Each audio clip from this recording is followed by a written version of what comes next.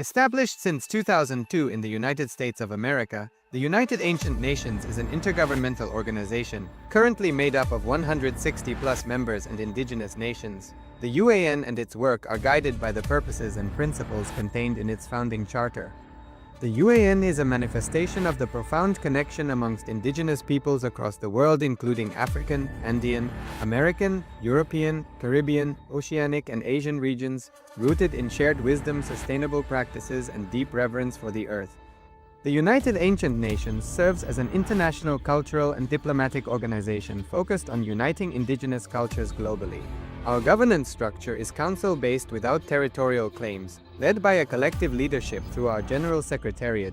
As a non-state entity with UN-style advocacy, we focus on several key areas: cultural and digital heritage preservation, indigenous diplomacy, revival of indigenous knowledge systems to solve humanity's problems, global peace, environmental preservation, health and wellness, sustained economic development, indigenous and cultural tourism. While the UAN represents numerous indigenous cultures, the United States of Kailasa serves as the first indigenous nation specifically for Hindus. Kailasa's mission is focused on the revival of the ancient enlightened Sanatana Hindu civilization, with a formal governance structure including a head of state, ministers, and ambassadors. Under the leadership of SPH, Supreme Pontiff of Hinduism, Bhagavan Nithyananda Paramashhivam, Kailasa has achieved recognition as a sovereign subject of international law, possessing distinctive attributes of juridical statehood. The United States of Kailasa is the main sponsor of the proposed UAN headquarters. This initiative would bring forth an estimated $100 million in revenue for the host country through summits, conferences, tourism, and development projects.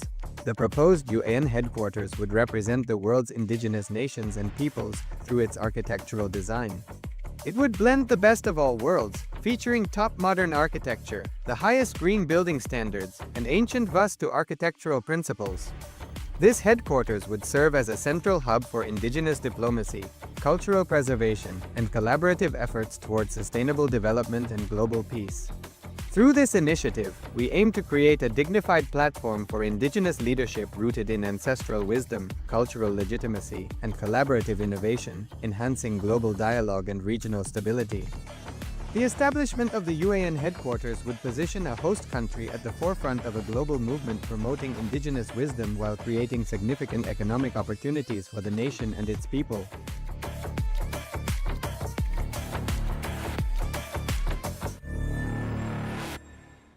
Around 5,000 years ago, at the end of Mahabharat War, the ancient enlightened Hindu civilization consisted of 10,000 Hindu traditions, or sampradayas, that existed in 56 Hindu nations, 200 Hindu kingdoms, 1,700 Hindu provinces that covered more than 6 million kilometers square of Asia.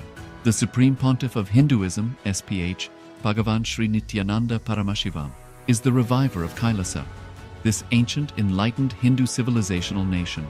Kailasa is an unbroken cultural, religious, historical, civilizational, and sovereign continuation and revival of multiple of these historical Hindu sovereign states and Hindu ecclesiastical entities. The unbroken continuity of these ancient Hindu nations through Kailasa results in the legal recognition of Kailasa as per the international customary law, particularly the doctrine of continuity. The international law, the doctrine of continuity, implies that upheavals and revolutions within a country, changes in government, territorial adjustments, measures taken during military occupation, or other internal transformations do not negate the existence of the country, do not affect the legal personality and international obligations of the country or state. The Vienna Convention on Succession of States in Respect of Treaties, 1978, addresses these principles of the doctrine of continuity as it outlines international law during situation of state succession or continuation. International law recognizes a state's legal personality by recognizing its identity. This perspective extends even during the period when the given state or country is annexed or occupied by a foreign power. Even in such cases, the legal personality of the state is considered to persist, enabling its subsequent re-establishment. Historical examples dating back to the 18th century include cases like Portugal and Genoa that were re-established after the Vienna Congress of 1815. More recent examples include countries such as Poland, Ethiopia, Czechoslovakia, Albania, and Austria that were re-established after World War II. Even when a nation is deprived of its territory, the nation continues to exist. Its sovereignty and international legal personality continues to persist. The Dalai Lama, as the spiritual and temporal leader of Tibet, exemplifies this principle. In 1959, the Dalai Lama was exiled and forced to flee. Despite the challenges faced, the Dalai Lama continues to advocate for the preservation of Tibetan culture and garners worldwide support for Tibetan autonomy on the global stage. Similarly, from 1309 to 1376, the Pope of Catholicism had been in exile in Avignon. Despite this, he was recognized as the head of state as well as head of the Church and given full privileges of the position after their return to Rome. Even in 1861, much of the papal territories had been lost, leaving the Pope with no sovereign territory other than the papal residence and related buildings. Yet his temporal powers were still acknowledged. He was recognized as a head of state, and later, the Lateran Treaty of 1929 formally re-established papal sovereignty over the Vatican City. The Sovereign Order of Malta further exemplifies this principle, retaining international recognition as a sovereign entity despite the permanent loss of their territory upon Napoleon's invasion in June 1798. Despite such permanent loss of territory, the sovereignty and the international legal.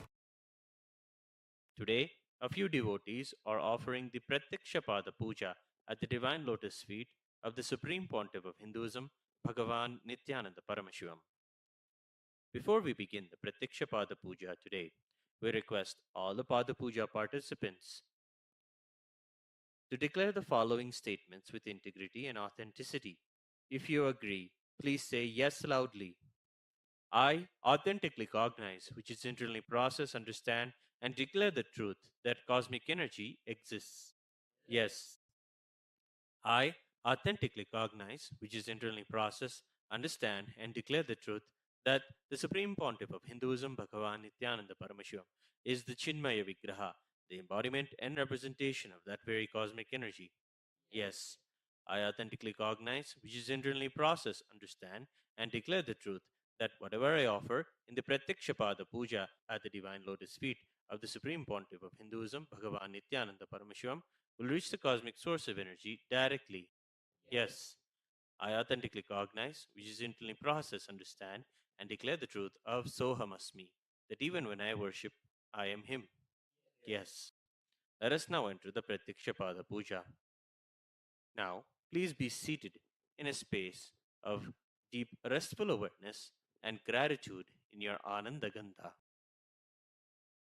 We'll begin with the Sadguru Vandanam. Please take some flowers in your hands and offer the flowers at His Divine Holiness Swamiji's feet at the end of the mantra. Nityanandam Paramasukhadam Kevalam Jnanamurtim Dvandvatitam Gagana Sadrusham Tattvamasyadilaksham Ekam Nityam Vimalamachalam Sarvadhi Sakshi Bhutam Bhavatitam Trigunarahitam Sadgurum Tam Namami Nityanandeshwara Paramashiva Samarambham Nityanandeshwari Paramashiva Shakti Madhyamam Nityananda Paryantam Vande Guru Paramparam Lalate Tripundre Nitila Dhrita Kasturi Tilakaha Spuranmaladhara Spuritagadikaupinavasanaha Dadhano Dushtaram Chirasi Bhanirajam Shashikalam Pradipah Sarvesham Arunagiri Yogi Vijayate. We'll now perform Tattvachamanam. With your right hand in the Gokarna Mudra, please take 3 sips of water as we chant the following 3 mantras. Om Atmadattvam Shodhayami Svadha. Om Vidyadattvam Shodhayami Svadha. Om Shivadattvam Shodhayami Svadha.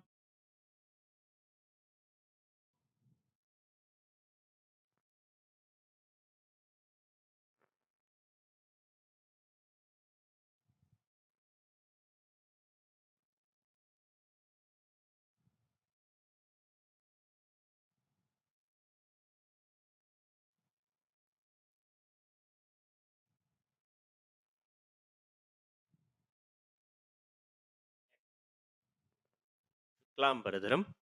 Please take some akshata in your hands. Keep your hands in the Mushti Mudra.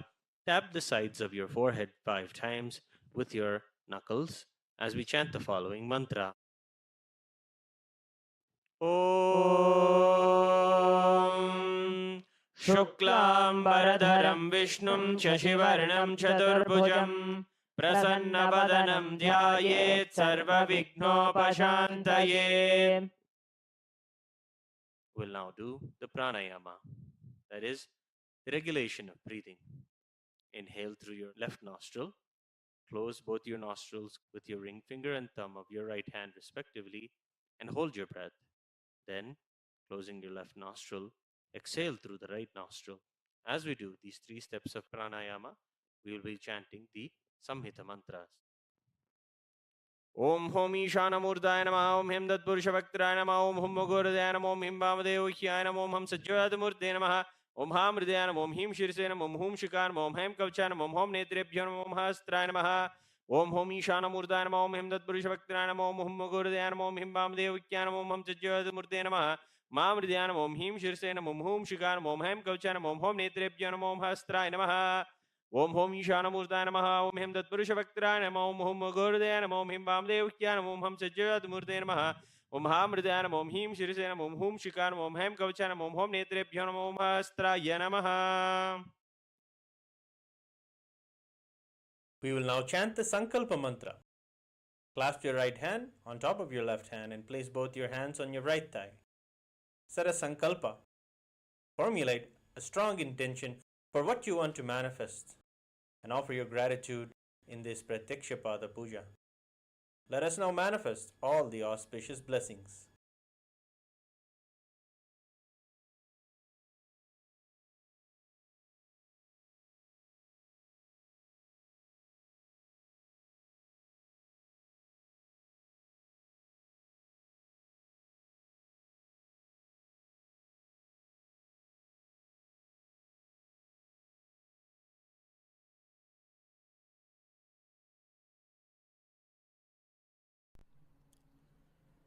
ॐ ममोपात्त समस्त दुरितक्षयद्वारा भगवच्छ्री नित्यानंद परमशिव प्रीत्यर्थम श्री नित्यानंदेश्वरी परमशिव शक्ति समेत श्री नित्यानंदेश्वर परमशिव प्रीत्यर्थम च शुभे शोभने मुहूर्ते अद्य ब्रह्मणः द्वितीय परार्धे श्री श्वेतवराह कल्पे वैवस्वतमन्वन्तरे अष्टाविंशतितमे नित्ययुगे प्रथमे पादे जम्बूद्वीपे भारतवर्षे भरतखण्डे मेरोः दक्षिणे पार्श्वे शकाब्धे अस्मिन् वर्तमाने व्यवहारिके प्रभवादीनां षष्ट्याः संवत्सराणां मध्ये शुभनाम संवत्सरे शुभायने शुभऋतौ शुभमासे शुभपक्षे शुभतिथौ शुभवासरयुक्तायां शुभनक्षत्र शुभयोग शुभकरण एवं गुणविशेषणविशिष्टायाम् अस्यां शुभतिथौ श्रीकैलासोन्नतद्वादशान्तश्यामलापीठारूढ श्रीमीनाक्षीसुन्दरेश्वराभिन्नस्वरूप परशिवपुत्ररत्नकुमार गुरुमन्यतुल्यावतार श्रीपार्वतीस्थन्यपानलब्धदिव्यज्ञानविश्रुत सकलनिगमागमसारभूत द्राविडवेदप्रवक्तृ श्रीमत्परमशिवकरुणासमधिगतमुक्तामयचतुरश्रयाण गीयमानछत्रचामर श्रीचिह्नकाहलादि समस्तबिरदावल्यलङ्कृत ज्ञानविज्ञानचक्रवर्ती सर्वजनसङ्गसद्यो निर्वाण दीक्षाव्ययापवर्गवर्ष विश्रानजीमूत परमतकलभकेसरी शैवसिद्धान्तस्थापनाचार्य श्रीराजाधिराजपाण्ड्यमहाराजगुरु क्षपणशाक्यादिमहान्धकारनिवारणज्ञानभानु वीक्षणानर्हार्हध्वजोच्छेदनपूर्वक श्रीमद् ऋषभध्वजस्थापक शैवसमयकर्तृ सर्वज्ञपीठारूढ श्रीजगद्गुरु श्रीज्ञानसम्बन्धदेशिकस्वामि वागीशसुन्दरमाणिक्यवाचकस्वामिनाम् अवतारभूत श्रीज्ञानसम्बन्धस्वामि पुनरुद्धृत श्यामलापीठ सर्वज्ञपीठ तृणवद्युत्तरद्विशततमगुरुमहासन्निधान अरुणगिरियोगीश्वरपरम्परागत अरुणाचल सर्वज्ञपीठ गुरुमहासन्निधान कैलासपरम्परागत काञ्ची कैलास सर्वज्ञपीठ त्रयस्त्रिंशदुत्तरद्विशततमगुरुमहासन्निधान नित्योत्सव नित्यमंगल नित्यकल्याण नित्यरचित कैलास परंपरागत आदिकैलास नित्यानंद पीठ महासंस्थान महासिंहासन पीठ कर्त्रे साक्षात् श्री परमशिव समुद्भूत कैलास परंपरागत वैवस्वतमनु इक्ष्वाकु हरिश्चंद्र भगीरथ श्रीरामचंद्र शूरसेन इत्यादि अनवच्छिन्न सार्वभौम चक्रवर्ती परंपरागत चतुष्षष्टि योगिनी मंडित चतुष्षष्टि संप्रदाय प्रवर्तक मनुधर्म शासन सूर्यवंश प्राप्त सर्वज्ञ पीठ सुरांगी साम्राज्य मूर्धाभिषिक्त चूड़ामणि साक्षात् श्री परमशिव समुद्भूत कपिल महागुरु पुनरुद्धृत महानिर्वाणि पीठ अष्टोत्तर सहस्र श्री महामंडलेश्वर साक्षात् श्री परमशिव समुद्भूत श्री महागणपति समारंभ अनवच्छिन्न पीठाधीश्वर गुरुपरंपरा प्राप्त अटल पीठ अष्टोत्तर सहस्र श्री अटल पीठाधीश्वर धर्म मुक्ति स्वर्गपुर स्वर्ण पीठ त्रयोविंश गुरु महासन्निधान कैलास परंपरागत आदिपीठ सर्वज्ञ पीठ जगद्गुरु श्री कैलास पुनरुद्धारक श्री कैलास परमाचार्य श्रीमत्परमहंस परिव्राजकाचार्य वर्य सच्चिदानंद प्रणव स्वरूप श्रोत्रिय ब्रह्मनिष्ठ श्रीमज्जगद्गुरु श्रीलश्री भगवत् श्री नित्यानंद परमशिव श्री ज्ञान संबंध देशिक परमाचार्य स्वामिनां प्रीत्यर्थं तेषां पादारविन्दयोः भक्ति सिद्ध्यर्थं गुरुकृपा कटाक्ष सिद्ध्यर्थं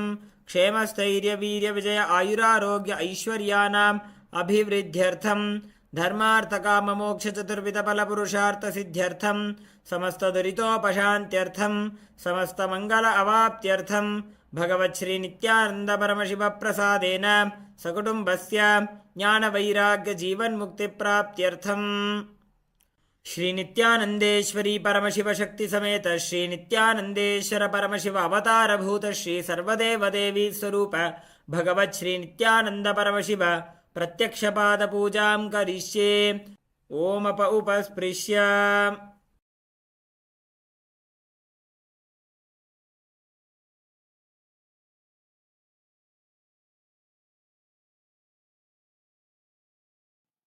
Om upasprishya.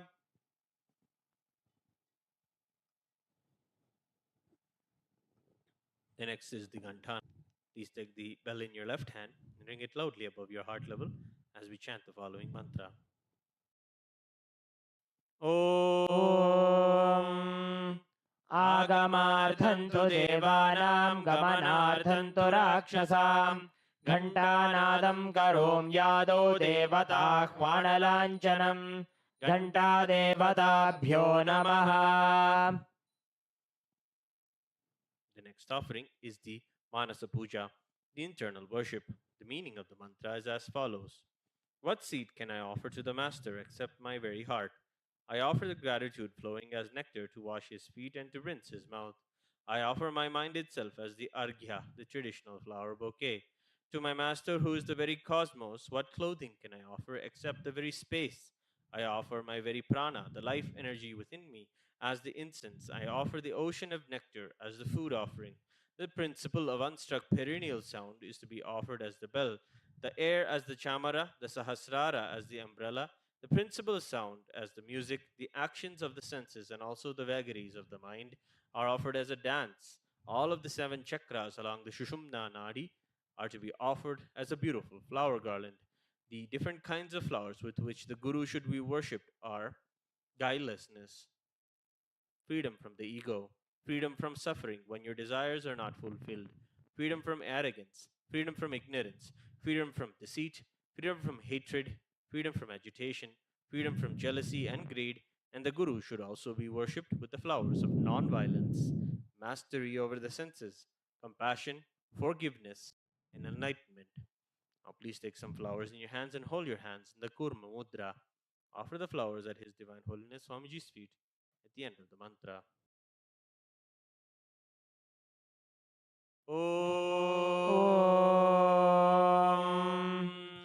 हृत्पद्ममासनं दद्यात् सहस्रारच्युतामृतैः पाद्यं चरणयोर्दद्यात् मनस्तु अर्घ्यं निवेदयेत् तेनामृतेन आचमनीयं स्नानीयं तेन च स्मृतम् आकाशतत्त्वं वस्त्रं स्यात् गन्धः स्यात् गन्धतत्त्वकम् चित्तं प्रकल्पयेत् पुष्पं धूपं प्राणान् प्रकल्पयेत् तेजस्तत्त्वं च दीपार्थं नैवेद्यं स्यात् सुधाम्बुधिः अनाहतध्वनिर्घण्टा वायुतत्त्वं च चामरम् सहस्रारं भवेत् छत्रम् शब्दतत्त्वं च गीतकम् नृत्तमिन्द्रियकर्माणि चाञ्चल्यं मनसस्तथा सुमेखलां पद्ममालां पुष्पं नानाविधं तथा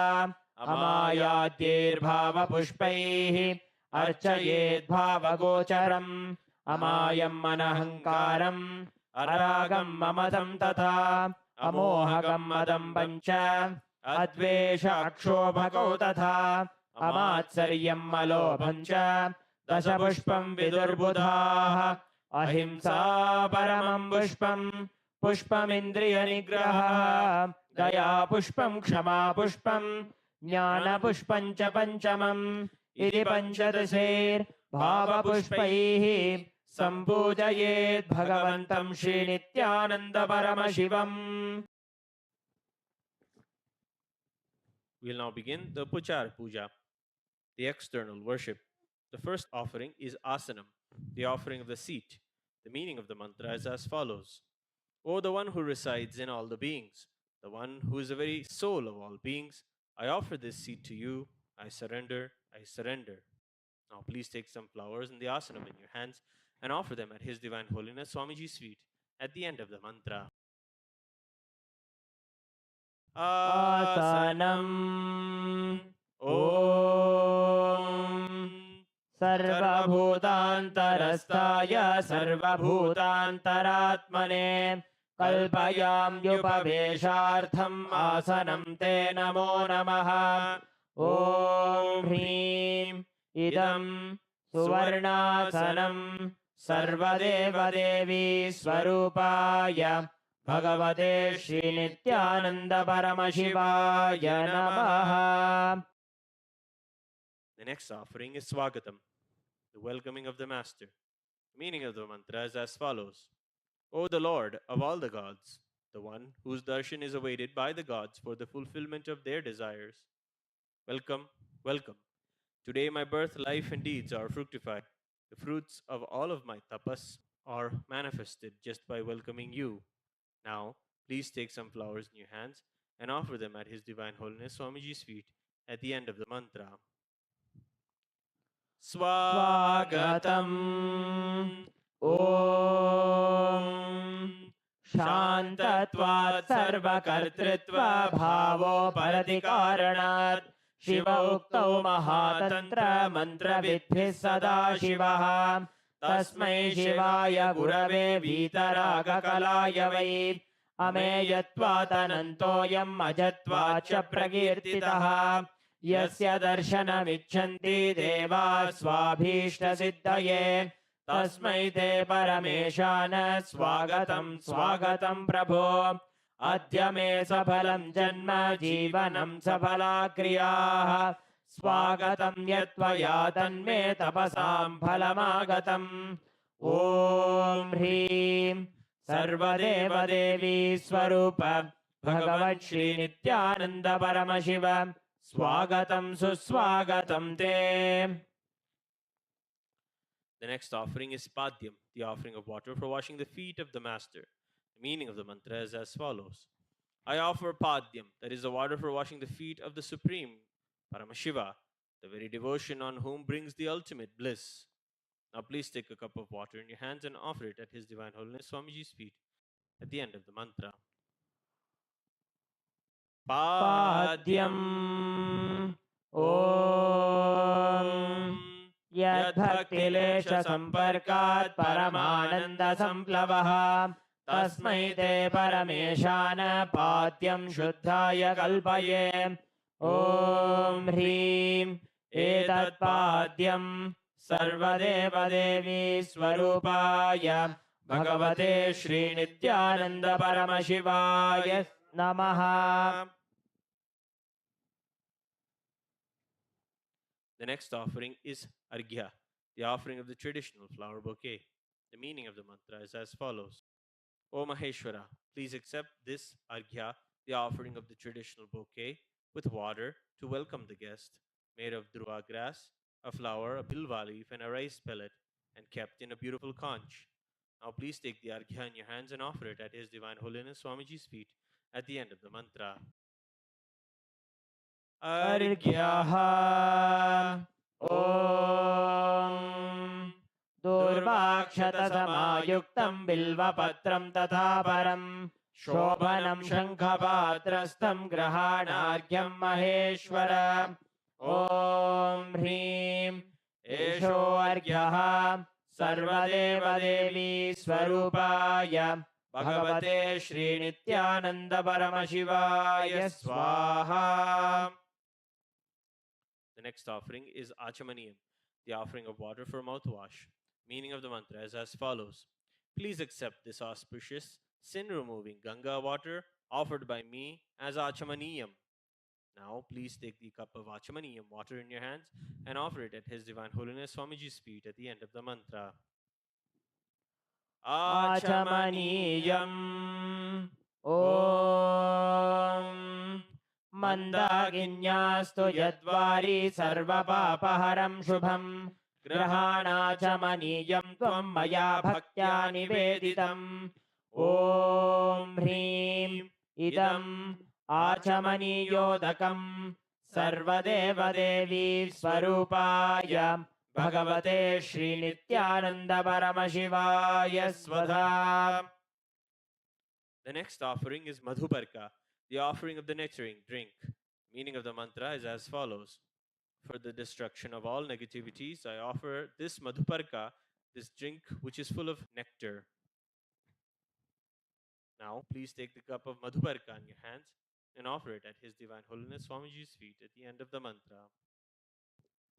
मधुपर्कः ॐ सर्वकल्मषनाशाय परिपूर्णसुधात्मकं मधुपर्कमिमं देव कल्पयामि प्रसीद मे ॐ ह्रीं एष मधुपर्कः सर्वदेवदेवी स्वरूपाय भगवते श्रीनित्यानन्दपरमशिवाय स्वधा.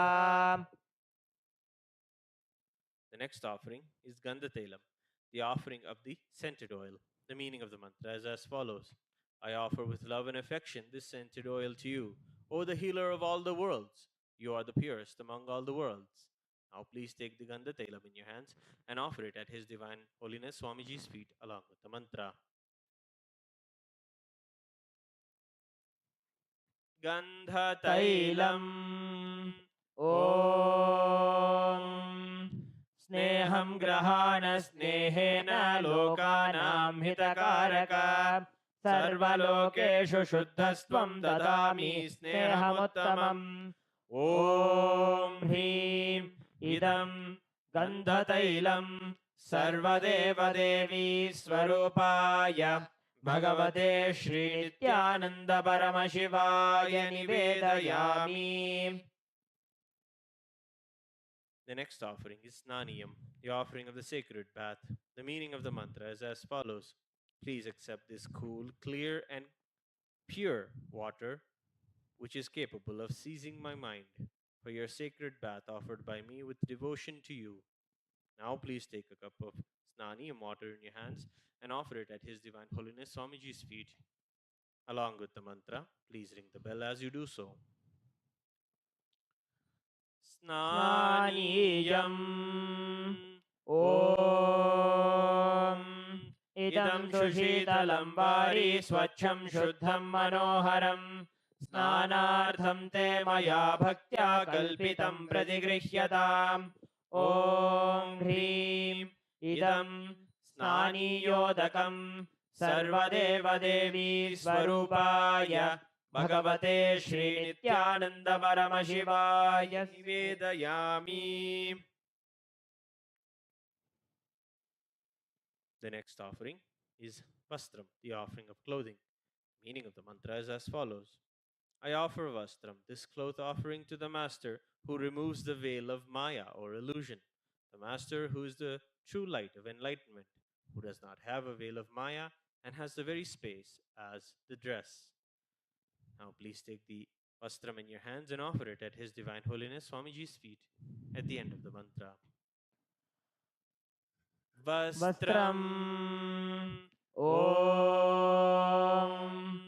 Maya Chitrapatachanna Nijaguhyoru Tejase Niravarana Vijnaya Vasaste Kalpayamyaham Om Hrim Idam Vastrottariyam Sarvadeva Devi Swarupaya Bhagavate Sri Nityananda Paramashivaya Nivedayami. The next offering is Abharanam, the offering of jewelry. The meaning of the mantra is as follows. I offer this golden ornament to you, my dear Master, who, by very nature, has a very graceful and beautiful body, who is the repository of all the powers. May you be pleased. Now please take the Abharanam offering in your hands and offer it at His Divine Holiness Swamiji's feet at the end of the mantra.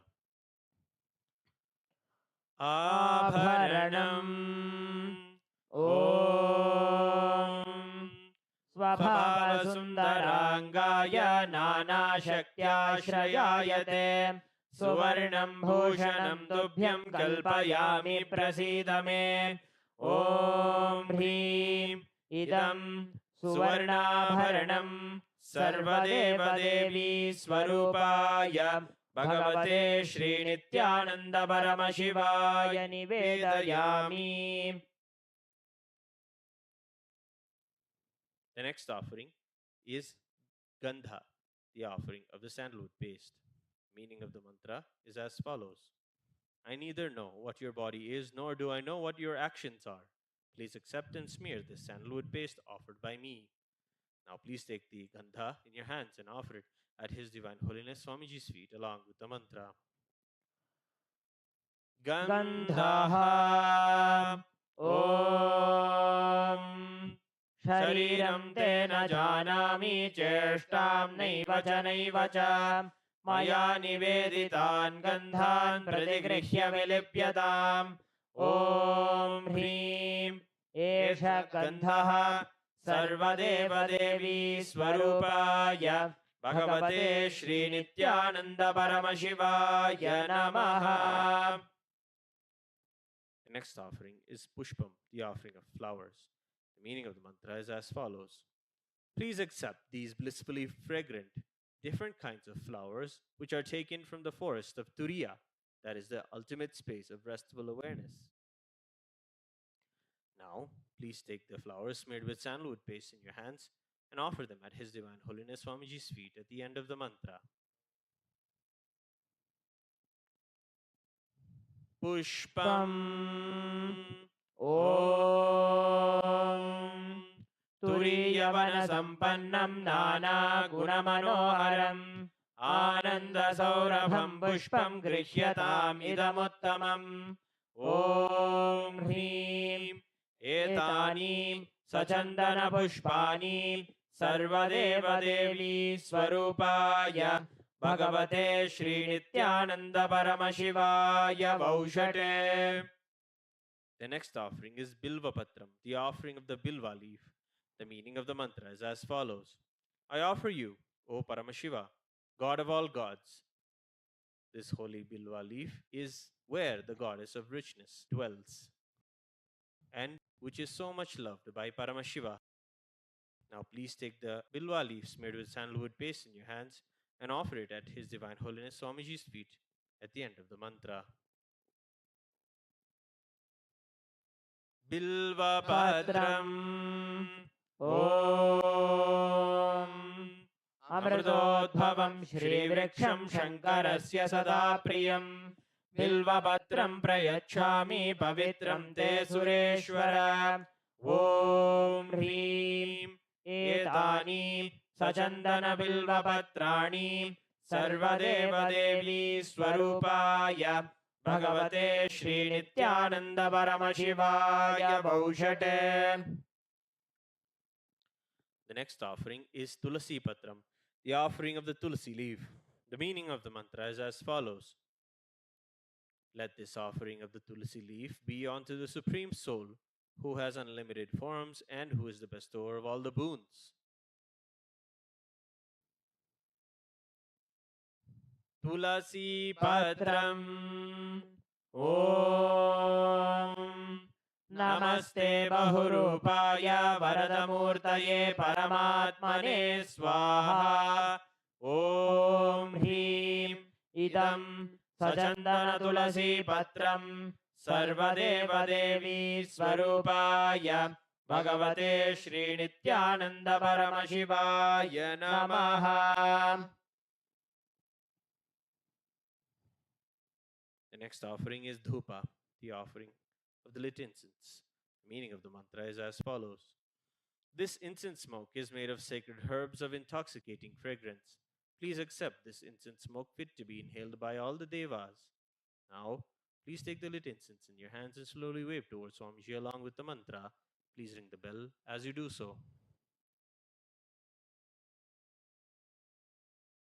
Dhupaha Om वनस्पतिरसो दिव्यो गन्धाद्यस्सु मनोहरः आघ्रेयः सर्वदेवानां धूपोऽयं प्रतिगृह्यताम् ॐ ह्रीं एष धूपः सर्वदेवदेवी स्वरूपाय भगवते श्रीनित्यानन्दपरमशिवाय नमः. The next offering is Deepa, the offering of the lit lamp. The meaning of the mantra is as follows. Please accept this light of inner and outer worlds, which is very bright and removes the darkness from everywhere. Now please take the lit lamp in your hands and slowly wave towards Swamiji along with the mantra, and please ring the bell as you do so. दीपः ॐ सुप्रकाशो महादीपः सर्वतस्तिमिरापहः सबाह्याभ्यन्तरज्योतिर्दीपोऽयं प्रतिगृह्यताम् ॐ ह्रीं एष दीपः सर्वदेवदेवी स्वरूपाय भगवते श्रीनित्यानन्दपरमशिवाय नमः. The next offering is Naivedyam, the offering of food. Meaning of the mantra is as follows. These different kinds of food offerings are prepared by me from sweetener and other ingredients. Please accept this food offering prepared by me with devotion. Now take the uddharani of water in your hands and hover it around the Naivedyam 3 times. Offer the water at His Divine Holiness Swamiji's feet along with the mantra. Please ring the bell as you do so. Naivedyam ॐ नैवेद्यं विविधं देव शर्करादिविनिर्मितं मया निवेदितं भक्त्या गृहाण परमेश्वर ॐ ह्रीं इदं सोपकरणनैवेद्यं सर्वदेवदेवी स्वरूपाय भगवते श्रीनित्यानन्दपरमशिवाय निवेदयामि. The next offering is Paniyam, the offering of water for drinking. The meaning of the mantra is as follows. O Paramashiva, the Lord of all the gods, the one who bestows deep fulfillment within us, please accept this water full of infinite bliss. Now please take the Paniyam water in your hands and offer it at His Divine Holiness Swamiji's feet along with the mantra. पानीयम् ॐ समस्तदेवदेवेश सर्वतृप्तिकरं परम् अखण्डानन्दसम्पूर्णं ग्रहाणजलमुत्तमम् ॐ ह्रीं इदं पानार्थोदकं सर्वदेवदेवी स्वरूपाय भगवते श्रीनित्यानन्दपरमशिवाय नमः. The next offering is Punarachamaniyam, the offering of water for washing the hands and the mouth. The meaning of the mantra is as follows. I offer this water for washing the hands and the mouth to you, whose mere remembrance purifies everybody. Now please take the cup of Punarachamaniyam water in your hands and offer it at His Divine Holiness Swamiji's feet at the end of the mantra. पुनराचमनीयम् ॐ उच्छिष्टमप्यशुचिर्वा यस्य स्मरणमात्रतः शुद्धिमाप्नोति तस्मै ते पुनराचमनीयकम् ॐ ह्रीं इदं पुनराचमनीयोदकम् सर्वदेवदेवी स्वरूपाय Bhagavate Sri Nithyananda Paramashivaya Swaha. The next offering is Aratrikam, the offering of Arati to the Master. The meaning of the mantra is as follows. I offer my pranams, that is the worship and salutations, to the one who is as pure as camphor, the one who has incarnated because of intense compassion, the one who is the very essence of life, the one who has the king of serpents as his ornament, the one who lives eternally in the lotus of the heart, and the one who has both the Shiva energy, that is the cosmic masculine energy, and the Devi energy, that is the cosmic feminine energy, at its peak. I offer my pranams to you. Now please take the lit Arati lamp in your hands and slowly wave it towards Swamiji along with the mantra, and please ring the bell as you do so. Aratrikam ॐ ह्रीं एषा दीपमाला सर्वदेवदेवी स्वरूपाय भगवते श्रीनित्यानन्दपरमशिवाय नमः ॐ साङ्ग्रहण्येष्ट्यायजते इमां जनतागुं सङ्गृह्णानीति द्वादशारत्नीरचना भवति द्वादशमासा संवत्सरः संवत्सरमेवावरुन्धे मौञ्जी भवति ऊर्ग्वै मुञ्जाः ऊर्जमेवावरुन्धे चित्रा नक्षत्रं भवति चित्रं वा एतत्कर्म कर्पूरगौरं करुणावतारं संसारसारं भुजगेन्द्रहारं सदा वसन्तं हृदयारविन्दे भवं भवानी सहितं नमामि भवं भवानी सहितं नमामि भवं भवानी सहितं नमामि Aratrikam समर्पयामि भगवत् श्री नित्यानंद परम शिव चरण कमलेभ्यो नमः. The next offering is Pushpanjali, the offering of fragrant flowers. Meaning of the mantra is as follows. Guru is the Brahma, who is the source of creation of the universe. Vishnu, who is the source of sustenance of the universe. And Shiva, who is the source of rejuvenation of the universe. Guru is all the three put together in a single form. I surrender to that Guru.